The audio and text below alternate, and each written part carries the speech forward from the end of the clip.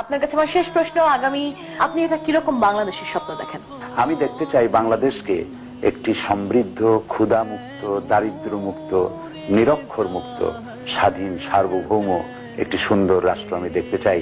যে রাষ্ট্রের মেয়েরা যখন কলেজে যাবে, ইউনিভার্সিটি যাবে, তার অভিভাবকরা এই চিন্তায় পেরেশান হবে না যে আমার মেয়ে সুস্থভাবে ঘরে ফিরে আসবে কিনা, যিনি চাকরি করবেন তিনি ঘরে নিরাপদে ফিরতে পারবেন কিনা এই চিন্তা তার স্ত্রীর ঘরে থাকবে না, দোকানদারি যে করবে সে চাঁদাবাজির ভয় করবে না, মানুষ নিরাপদে চলতে পারবে, নারীরা রাতের বেলায় চলবে, কোনো বাধাগ্রস্ত হবে না, তার সম্ভ্রম নষ্ট হবে না।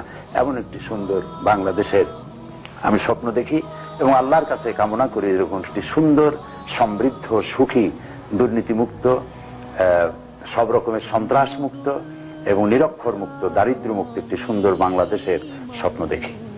ধন্যবাদ আপনাকে। আপনাকে অনেক অনেক ধন্যবাদ।